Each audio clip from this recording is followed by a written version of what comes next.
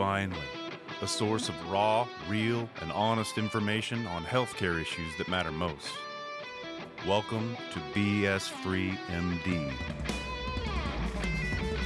From the latest medical information to how to stay sane as a doctor or a patient, no subject is taboo, no BS is allowed.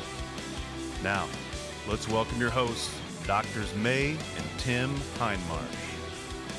Okay, well, today is a DocTales episode, but the cocktails in this episode are not because it's really funny and we're celebrating. It's more because what would we say? It's for medicinal purposes. Drowning our sorrows. Yeah, kind of. We're gonna kind of stay sort of with the COVID theme to a certain degree and talk about following the science. You've heard all this. Follow the science. Follow the science. So we're going to go back and look at some science that clearly does not need to be followed, is completely fallen out of favor, but was the absolute science of the day. So before we get to that, May has a message from our sponsor. This week, we're featuring Deputy as our sponsor again. In healthcare, there are smart pieces of technology that businesses can't live without. Deputy has become one of those essential platforms for more than 250,000 workplaces. It's helping medical practices schedule their staff more efficiently to meet peaks in patient demand. And it makes it easy to adjust schedules when the unexpected happens, like staff calling out sick. You can use Deputy on any device on the go.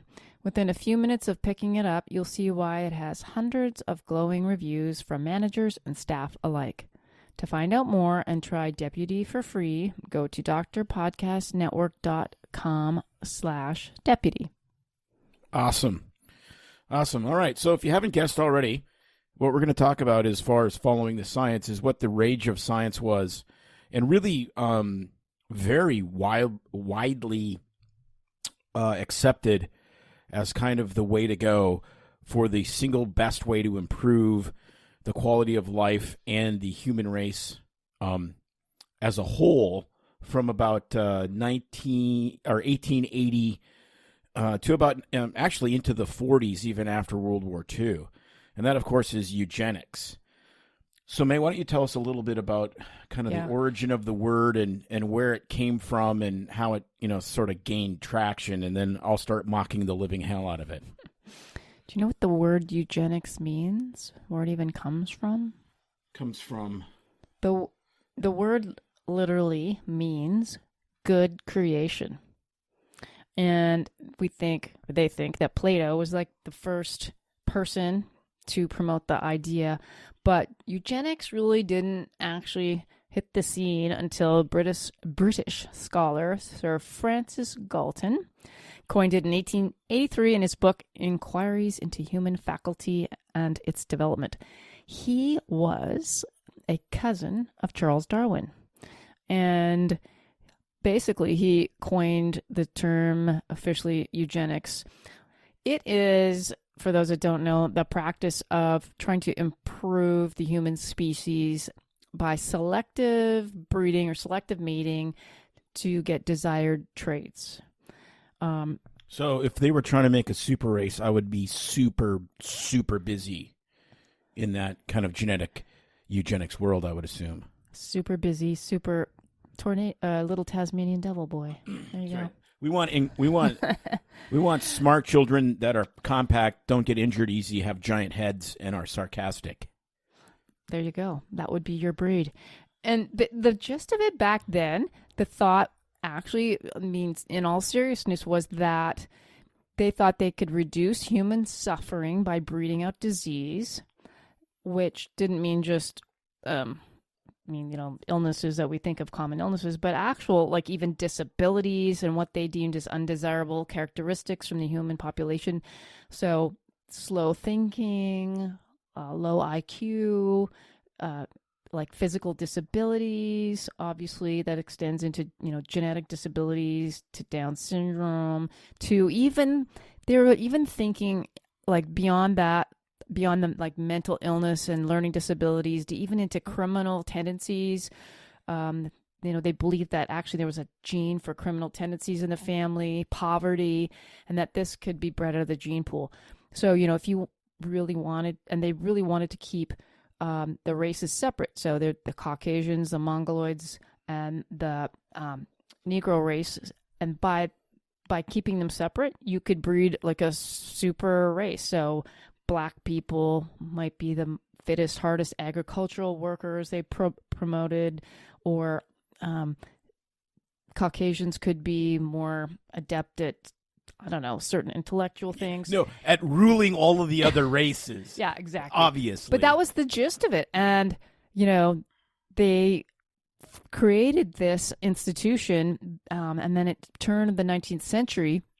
Galton got this started, and then through American history, they got the first foundation, the Race Betterment Foundation, in 1911, organized along with Galton with John Harvey Kellogg, the Kellogg cereal fame guy. Who's an interesting guy, because he was a physician that ran a sanatorium, so he was used to the defective and feeble-minded, because he actually made money off the defective and feeble-minded, and he was trying to find these fortified, easy-to-consume foods that he could kind of like give to all of the people in his sanatorium, and then he actually he spun all that off into this like super healthy. It would be like the equivalent of going to a spiritual or a fitness retreat.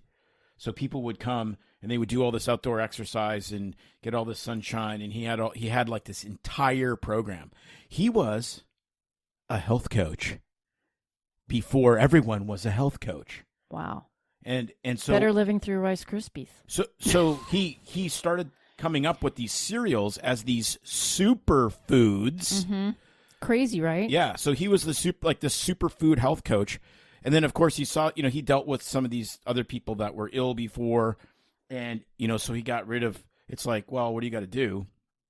And the other thing that happened. Well, then they started registries for people with different, and they started actually keeping databases. Everything from race to like potential for criminality, for poverty, for productivity, mental illness, weakness, like you name it. I personally like feeble-mindedness. I know, right? I think I'm going to make feeble-mindedness great again. And so this wasn't just in the U.S., because I was doing research and looking things up and paralleling it to our home and native land, Canada, where things at the same time were starting. They were actually starting the sanatoriums. They were doing forced sterilizations on the Indigenous people of Canada.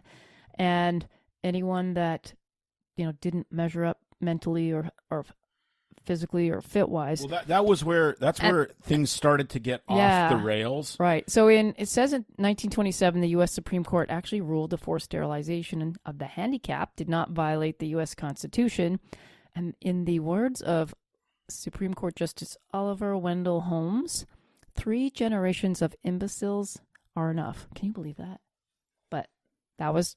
well, I'm more of a 4. Kosher back then. I'm sort of more of a 4 generations of imbecile person myself. I have a little different line. No, but I mean, it's exactly right. That is the Buck versus Bell case, which is widely looked at now as the single worst case the Supreme Court ever decided. And really, it was like, how can you say with a straight face that you're not violating anyone's human rights by sterilizing them essentially just because you were poor? And that's what happened. The woman in this case was adopted by a rich family, and then something happened and she was raped by a family member and became pregnant. So in true early 20th century fashion, they blamed the victim, and they said, well, she was a mental defective and she had an abnormal sex drive. So she had all of these attributes that they thought that they could breed out of civilization. So they essentially imprisoned her in a sanitarium, and then they sterilized her. And so she actually sued because she wasn't a mental defective and she was raped. Dang. And so she sued, and they're like, "No, you're promiscuous. Like they literally. Yeah, well, and then all kinds of stuff like that went on. I mean, and then it wasn't just in the U.S. It started happening around the world. Obviously, things translated over into the evolution of what happened in Germany and into the Nazi Germany, the Holocaust, with everything from the Aryan race and the Joseph Mengele, the very famous physician that conducted experiments on twin studies, especially, and people that were weak and infirm and imprisoned. I mean, horrific type stuff. I mean, anybody that's read any, I'm fascinated with World War II history and read all kinds of novels, as well as biographies and things from the past. And the stuff that they did is just like, I mean, they would wound people, they would maim them, and they would put nails and foreign body and shrapnel into their legs and cause infections to do all this experiments. And I mean, no anesthesia. It was just horrific. And yeah, well, basically they're just sick pieces of crap torturing people. But the thing that's interesting is that, like, you have to remember, like, it's super easy to look right back now, and eugenics is basically a bad word. But eugenics was, like, it was the science of that era. Correct. It was the science. I mean, this was promoted by, the Supreme Court. This was promoted by, Alexander Graham Bell. Oh, yeah, they all voted on it. And it was like the thing. All these intellects and scientists of the time and government officials believed it was a way to improve society. It was for the betterment of the social welfare of the country. You have to do your share for society and get sterilized because you're an imbecile. Yeah, I mean, literally, that's what it was. And like the social elites of the time were all on this. Like, Michael Crichton makes a tremendous argument in a book called The State of Fear. It's about 20 or 25 years old now. And he talks about climate change. And I mean, he was a avowed liberal. I mean, he wrote a book about, how abortion was entirely needed in our society and all of this stuff. And he wrote it and he said, the problem is climate change can be real, and it probably is. It's there's little question, man has something to do with it, but it's never the initial science. And this was his argument. It's the political science. So you have a problem. The earth is getting warm. You don't know how much of it is our fault. But then it's always the solution is always we have to control as many people in the world as possible. And he, in the appendix of the book after the novel's over, he goes through it. He goes, this is the exact same mentality as eugenics. And he's very careful. He doesn't say, I don't think believing in climate change and being a climate change solution person or a Cato Accord person or any of those things is morally equivalent to what the eugenicists did with forced sterilization, and then eventually it drifted all the way into Nazi Germany. But what he's saying is the mentality and the bastardization of science by science becoming scientism and being politicized is absolutely, like, devastating to real science and to real progress. And I have an entire tattooed half sleeve on my left arm dedicated to medical treatments that are insane right now. I mean, a plague doctor mask, a skull trephine to drill out the holes in someone's head to let the devils out. All of those kinds of things, because I want the reminder that today's cures are tomorrow's curses. And so it's very easy, especially when you combine reasonably good science with terrible politics, you get terrible everything. And you follow the science straight to hell. Yes. And the groupthink mentality, no matter what it is something to be cautioned. And I always say that we need to allow for people in science, politics, to be able to challenge what society is doing.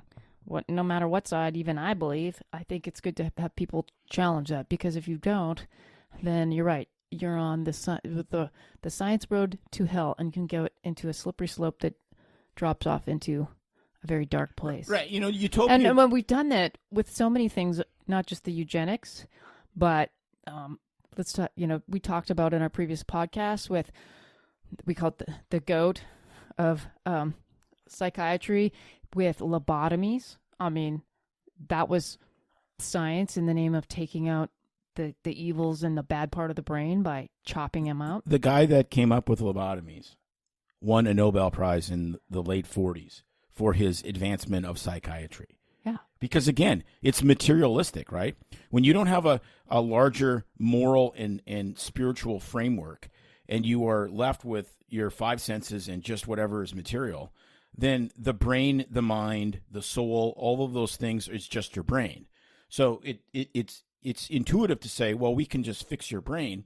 If we can fix your abdominal pain by taking out your appendix because it's infected, then obviously your brain's infected. And so, we can do something to that and it will heal your mental illness. Just cut it out. Yeah, just cut it out. It's the surgical mentality. And it's crazy how that stuff started with Phineas P. Gage. So Phineas P. Gage, that was in the late 1800s. Actually, it might have been closer to the Civil War. Phineas P. Gage was a poor SOB that was working on the building railways, and so they would pound these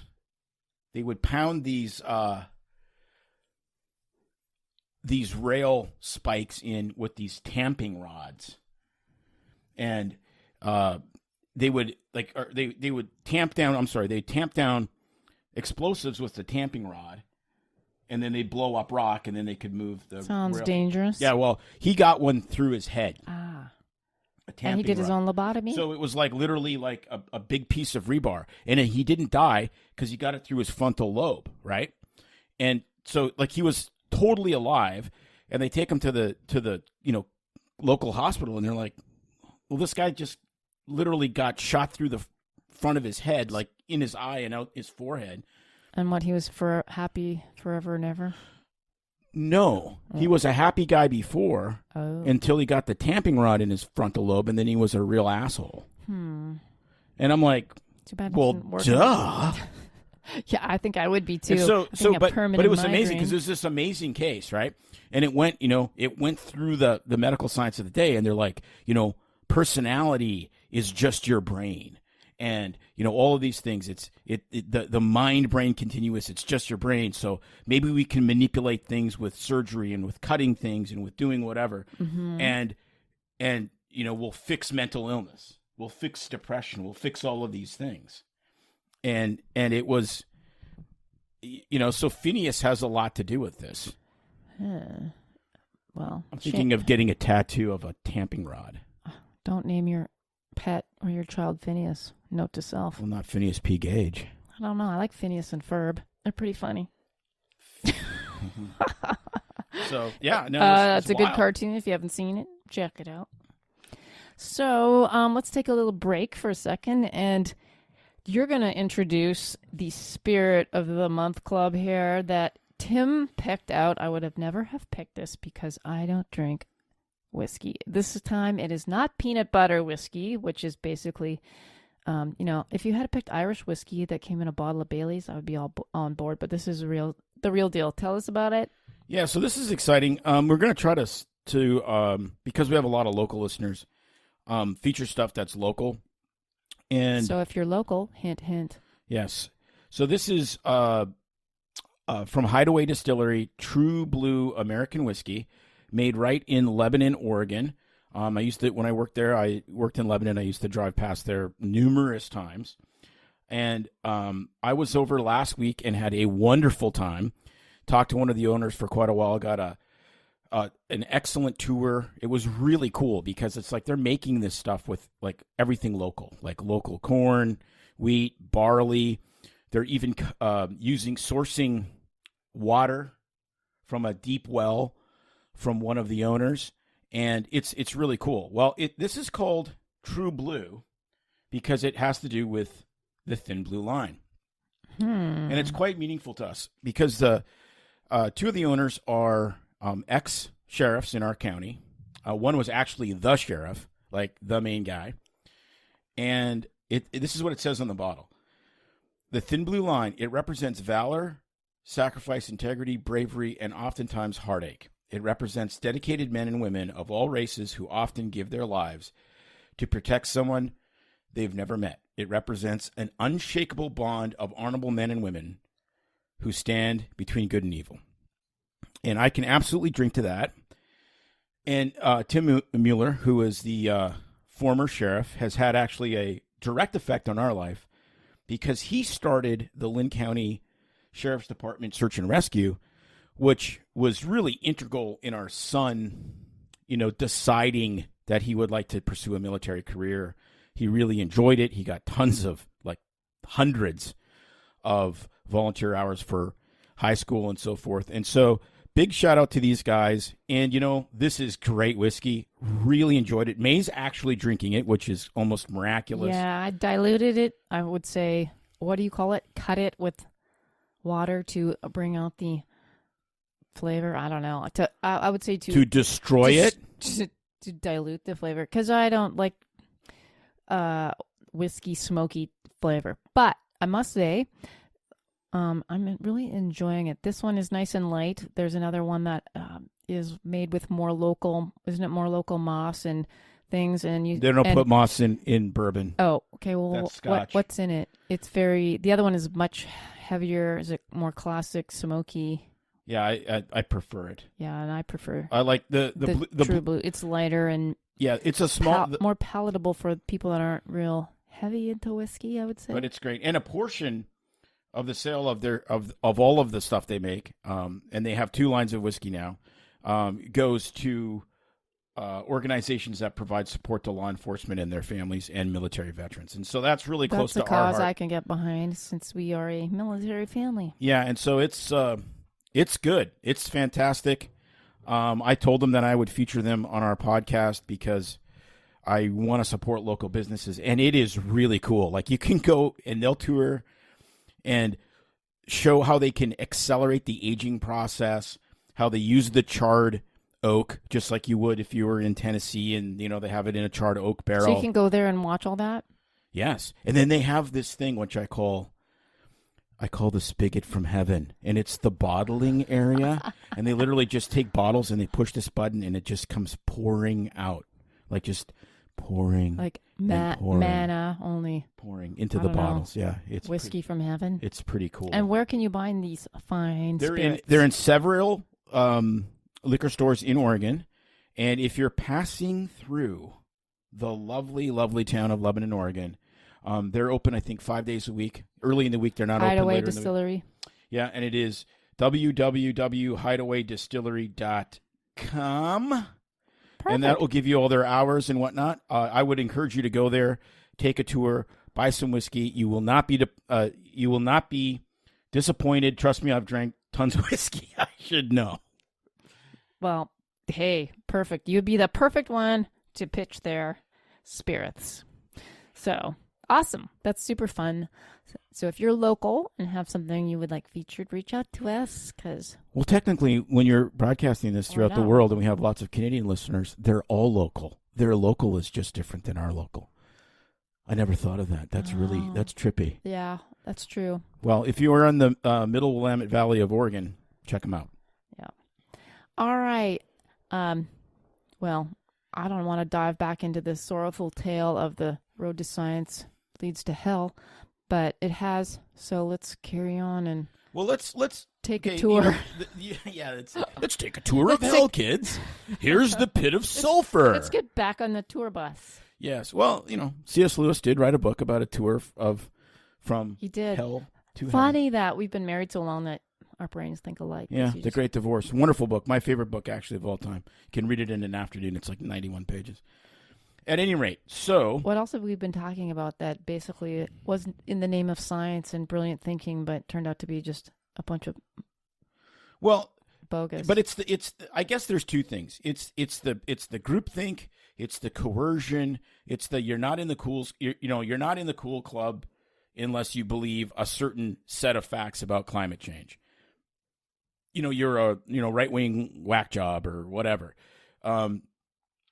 If you don't believe, and back then that was eugenics. Like if you were 1920 if you were an elitist, especially an East Coast elitist, and you didn't believe in eugenics, you were like, oh, you're what? You want to destroy society? I mean, that's literally how you would have been treated. And, bringing it closer to home into our careers, which we've already discussed in previous podcasts, but I mean, the one that the glaring, holy cow, we followed the science. I personally followed the science and was part of the whole groupthink was back to the opioid crisis. Correct. I mean, that was 100% pushed by regulators, by physicians themselves, by drug companies. Yeah. I mean, there's no question. And the emotional part of, I think, shaming the medical community as well into believing that they were doing the wrong thing and neglecting their patients by withholding opioids because we were causing them more pain. I mean, it's just bizarre how all that works together. Like you said, the groupthink, the emotional attachment to it, you're making the situation worse by withholding this for people who are suffering. And then you get led into thinking, oh, maybe this is the right thing to do. And that seems to be what everybody's doing. And you don't want to be the outlier because then you know what happens when you're the outlier. Right. No, you get whack-a-mole. And the thing is, I don't think this stuff is a conspiracy. Like, I don't think government regulators and physician groups and big pharma all got into bed together and said, we're going to sell us a ton of drugs. It's not. It's people seeing opportunities and maxing out their opportunities. And so when, physicians who started this misinterpreted the fact that you could take chronic opiates and not become an addict, which was false, then so that's the beginning of the science. And so then you go to medical conferences and it's like, hey, we got this new sexy thing. Even though people have been taking opioids for 5,000 years, China and Britain fought 2 wars over it, even though we have new, sexier information. And if you take long-acting opioids, and you have a legitimate reason for pain, you won't become an addict. And actually, it didn't even start with long-acting. FDA approved? It didn't even start with long-acting. It started with, if you have a legitimate reason for pain, you have a 1% chance of becoming an opioid addict. And so then it morphed, right? Well, now we have some addicts. Yeah, but if you take long-acting opioids, they don't get as much of a buzz. Like there was. And was this approved by the FDA? Of course it was. Of course it was. And so then that's where the science started. And it wouldn't be the CDC because it wasn't a disease. And then the the regulators got NIH. involved. The regulators got involved, and by the time it was 1999 2000, Joint Commission, who is the biggest approval center for, whether your hospital meets, standards, came up with pain as the 5th vital sign. So now every single time you see a patient, like whether they're in for like a broken foot or a cold, they're asked if they're in pain.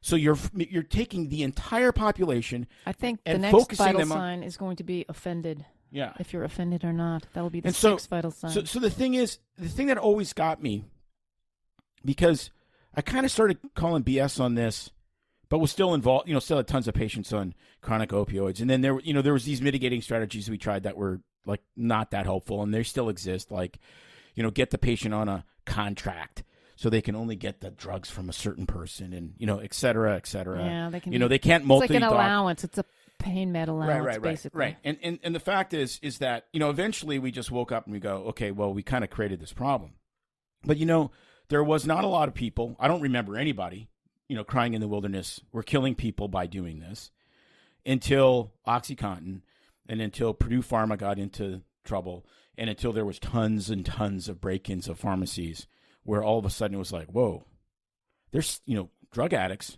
drug pushers are stealing prescription drugs. And then it was like, whoa, something's up with this. So then, there was a bunch of sort of mitigating stuff, different formulations, but still, you got to treat those pain people so that they're functional. Well, and eventually, I was just like, well, where are the long-term studies? Where are the randomized controlled trials? Where's this? I was thinking this stuff to myself. I wasn't too vocal about it. And of course, none of it existed. It was groupthink that killed people. Yeah. And then, of course, the pendulum is going to swing all the way to the other direction when you'll never get a prescription from a doctor. So then what do? Well, then you just get heroin on the street. And, I think that there's maybe a handful of certain conditions, especially in certain age groups, where, having a bottle of OxyContin or oxycodone in your, medicine cabinet. Like metastatic bone cancer, perhaps? Yeah, but, it just gets really crazy. And we follow the science, and it damaged a lot of people. And so, when there's not robust debate, when there's not people making you scratch your head and making you feel uncomfortable, be very, very worried. And that's the thing, like May and I have had this discussion numerous times with regards to, the vaccine and all the COVID stuff. And we're like, are we the ones that are just nuts? I know. And then you think about it. You start to feel like you really are. Well, like what C.S. Lewis says, if everyone's running off a cliff and you're running the other direction, you're going to, then everyone thinks you're insane. But at the same time, the thing that I always come back, and it's just like a slap in the face, is the censorship. Yeah. Like I don't understand at all. Like because you can't have any debate. Yeah. Like if you're wrong and you're really that crazy, why do you need to censor it? Because, I mean, it should be obvious, or it should be just nonsensical talk. The global censorship, and then the stuff that you add to that, what's going on in Australia, where, I mean, they're beating people up. Police are beating people up because they're not wearing masks or because they're at a anti-lockdown protest and all this kind of. Like, you look at that, you go, no, we're not the ones that are crazy. I mean, well, I guess to challenge my own point, I guess people think that it's so dangerous to have opposing views, therefore people have to be shut down, right? That's why the censorship is out there. Because if you have an opposing view, you're therefore dangerous to society by changing someone's mind, and they're going to do something that could be harmful by carrying out your directions, and therefore you need to be shut up. Right. No, you need to be selected out of the gene pool because you're a moron. I mean, there's part of eugenics that's just called natural selection. It's called natural selection. Yeah, it's like if you're going to make an idiotic choice. Right. Well, don't we do that with everything else, where we let people make their choices in their lifestyle with their diet and their smoking and their alcohol drinking and their... Whoa, sister. Seriously. It's like, do we... I mean, no, of course not. Censor people? Yeah, but do we not allow them to get treatment even though we may disagree with their choices or their lifestyle choices, or we pay for it medically even though it is, the burden is on society for the healthcare bill, even though it's costing money? You mean like the military paying for trans surgery? Well, I mean... Perhaps. There's a debate. I wasn't thinking that line, but that's... I mean, but all of this stuff needs to be debated, and it needs to be continuously debated. And it and the censorship is the thing that always brings me back to going, no, there's something here going on that's way bigger than just, the vaccine stuff. Like that's what just always makes me slam on the brakes and go, whoa, no, this is wrong. Okay, this is wrong. And if this was Ebola, okay, let's say this was aerosolized Ebola. Like, you could walk into a subway station and just the air is filled with Ebola, and it had a 50-50 chance of killing every single person that had contact with, like, that room in that building, okay? If that was the case, do you think they'd be mandating vaccines? No, they wouldn't, because you'd be like, there's a vaccine that all it does is make me not die, but I still spread it. Okay, I'll take it. And then there's all the anti-vaxxers who are now getting even worse Ebola, because we're pushing the variants of Ebola, so now 75% of the people that are unvaccinated die? Okay, problem solved. Vaccinated people live, unvaccinated people die. You make your decision, everything's good. No, but because they look at the unvaxxed as zombies that are coming to kill the vaxxed people. No, but that's the other thing. Like, I had a discussion with one of my friends. I'm vaccinated, so I mean, yeah, I guess and we're vaccinated. And I think, and I'm still, like, till last night I spoke to a school board, and I said, I don't think kids should be vaccinated. I don't think everyone should be vaccinated. But I absolutely think certain people should absolutely be vaccinated. I mean, that's the same for every single freaking vaccine. You're spewing, like, heresy to say that. You should be shut down. Yeah, but that's the whole point, is that everything is a cost-benefit analysis to that individual patient. And there's people I'd say, like, you're crazy. Like, you can't get COVID. You're not going to survive it. Like, with your medical conditions, a vaccine is a way lower risk. And then you look at kids and you see how low how few children have been admitted to the hospital. 73 million children in the United States, like 3,500 hospital admissions in 18 months. Okay. And they just don't seem to get it for whatever reason. And they don't seem to transmit it very well. And they don't seem to get very sick very often. So now you have a vaccine that has no long-term data. I can't make that make sense as far as a cost-benefit ratio. Now, my 92-year-old mother, yeah, makes sense. Vaccinate her. Mm-hmm. Even though they vaccinated her after she recovered from COVID, which was also completely idiotic. But that's and she was 92 and recovered because she's got tough stuff. But yeah, and then you have these little kids, like you said, that little kid that didn't want to take his mask off at school to get his picture taken because he was having a panic attack. He thought he might die if he takes his mask off. Comes off. Who's communicating that to children? Because honest to God, you better hope there's no God if that's what you're communicating to children. Well, the world is full of crazy people on all sides, right? The science side and the non-science side. And whatever. I'll bring this full circle and kind of wrap this up. Well, I would like to dip into the netherworlds of some other things that we're doing in the name of science that is up for debate, but maybe we would cross that world in another podcast. I think in another podcast. But think about some of the new advancements in science, in the name of science, that are new, that have suddenly transformed people physically, that is emerging. Like children that are 14 years old that don't want to be girls anymore. Yeah. Like those. Really fascinating book I'm reading right now. So once I get through it, I really want to discuss that. And we really want to. That's by Abigail Shire. We would love to have her on the podcast. And the title, awesome. You read it, is gosh, we're having a blank moment. And too much whiskey. No, there's never too much whiskey. Irreversible damage. Irreversible damage. It's I'm literally like a tenth of the way through, and my mind is blown, and I'm a physician, so I like reading before I go to sleep. And so, novel and stuff is nice. You start to get a little bit tired and you go to sleep. And then I was reading Abigail's book before I fall asleep, and I'm like, no, I can't sleep. I know, it's wow. So yes, there's all sorts of things that will keep happening for eternity. Right, and you have to remember, I want to button this up. And COVID's where we're at right now. COVID's where we're at. It'll be the next thing. It'll be the next eugenics. It'll be the next, whatever the case may be. What I'd like to say before you button it up, really, though, is what's really blown me away, again, as we talk about this before, is that in the name of science, how quickly the world can be so hateful. The medical community turns on one another. Your neighbor can turn on you. Your family, all in the name of science. And I just see parallels to things from the not just, the Nazism and Holocaust, but the eugenics world, anything we've done in medicine that turned out to be wrong, or people were opposed and had differing views. But this is the craziest I've ever lived through. And really, what I call it is scientism. So scientism is a false pseudoscientific religion, okay? And that's what this is. It's scientism. And there's always going to be scientism.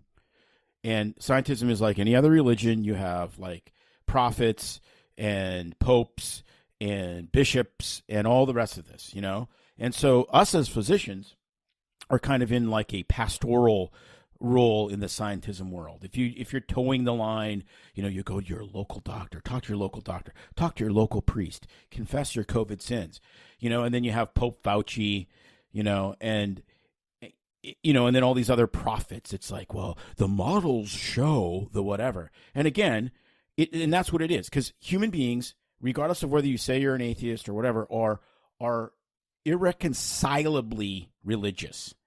And so we'll take whatever it takes and we'll make it basically into a religion. And that's what happens. Absolutely. And it's a false religion. And the worst part of scientism is there's no redemption. It's not like you bring your neighbor to the Sunday school vaccine class after you've told him that he's going to kill you because he's unvaccinated, and then he gets vaccinated and everyone celebrates that you saved his soul. No, you still hate him. And it's the same with the cancel culture. Like, there's never, any redemption. So Of if you're course going to have not. a religion, No. I kind of want the redemption religion because I'm kind of a What dick the- and need to be I mean, forgiven. down to the whole people posting, I will say it politely, crap on Facebook. It's like, if you don't agree with this and you're going to oppose what I say, then just unfriend me right now. Okay, thank you. I'd And love to. You know what? I have unfriended some people because I'm like, I just don't want to get sucked Well, into then that. you're part of the problem. And no, but I haven't even read any further to see what they posted. Because, like, it could be about the president. It could be about COVID. It could be about, I don't know, the law in Texas about abortion. It could be about something happening, like, in Taiwan. I don't really know. But I'm like, if you're going to have that attitude, then I don't know. I mean, if that's how you look at people, then I'm not going to reach you through a posting Right. And online on Facebook. But even if that's, it's just not worth it. We choose to follow the religion that's based on the one thing that will save humanity, and it's grace, and it's forgiveness. Like eventually, there's that line in the movie The Patriot where, General Cornwallis, they say, we can crush them now or whatever, and he says to one of his colonels or whatever, he says, no, we must fight them as gentlemen because as soon as this skirmish is over, we will be trading with them. And so there was sort of a respect for your enemy, even though you were trying to kill them. And there's this sort of, like I hearken back to the pastor at in South Carolina where his wife was murdered by Dylan Roof, an absolute avowed white supremacist racist, like not a pretend white supremacist guy. Like this guy that was his whole thing. He wanted to go into a church and just kill black people. And there was no race riots in Charleston. There was no race riots because the pastor who had just lost his wife chose to forgive. And they said, we are going to have a forgiveness rally. So there was no broken windows. There was no burned down buildings. There was none of that because there comes a point. And he goes, I want Dylan Roof I want the government to do whatever they need to get justice, but that's not my job. My job as a Christian isn't to seek justice. It's to seek grace. It's to dispense grace. And it was amazing because they never had any burned down anything. Something we've totally forgotten in this society all across the board, right? No, and I need the reminder as much as anyone else. Exactly. I get on Facebook and I'm like, man, I hate this, and I start cussing and whatever. And it's like, no. It's forgiveness. It's grace. That's the key. Yeah. And so no matter what side you're on the science train, I think that's a big lesson for all of us is grace. And you sure can learn a lot about the other side, even though you may have differing opinions. You may be able to sway the other side through grace and kindness, if that's your aim. But not by, I am the science. Yeah. Anything I say is the science, the way, the truth, and the life. But bitterness and shaming is, it's just... No, and the thing is... Normal, not even negotiating tactics, but, honestly... Yeah, it's weaponized fear. Yeah, and like I've said this before, the most potent drug in the world is not heroin or meth or whatever. It's fear, and when you weaponize fear, people will do almost anything. And so, be not afraid. Live your life with grace and forgiveness. That makes all the difference. That's the difference and right there. Don't be afraid to challenge the science. There you go. So, thanks to our sponsor again this week, Deputy. Just remember, if you're in the healthcare industry, remember them. If you want to boost efficiency across your practice and make staff scheduling easier, try the Deputy app. They have an excellent product. We're looking at it ourselves for our own business. Remember, you can try their smart technology for free by going to drpodcastnetwork.com/deputy. I'll link it in the show notes along with our website information, how you can reach us for any questions. We've been getting messages from you. We love it. Final reminder again is that this show is for entertainment, whatever entertainment purposes it may be. Entertainment and information only. And not substitute for seeing your own priest or doctor or whatever. So, we can really not answer your specific medical questions since we're not your practicing physician. So globally, we may cover some topics that people reach out to us for, but otherwise, we're not sure what's coming your way next week, but as always, we try to stay current with the local happenings, and we will... next week we may have another interview with another heavy hitter in the COVID world. Yeah, we're working on that. I didn't want to drop that on them, but remember... You got to come back. You might be missing some really fun stuff if you're not listening to the end, because we have some bloopers now at the end of the show. Got to listen right to the end. We might have a little contest to see who's been listening to the bloopers. None of them are appropriate for children under 18. Wow. No, that's not quite true. Anyway. So, all right, we'll see you next time. See you next time. It's no secret that medicine is a bit, uptight. That's why Tim and I created BS Free MD, to mix things up a little and have fun in the process. Besides, we are having these exact same discussions all the time, so we thought we might as well invite everyone to the party. If you really like us, you can get plenty more, and maybe see one of Tim's cool tattoos on our Instagram or Facebook pages at BS Free MD. See you next time.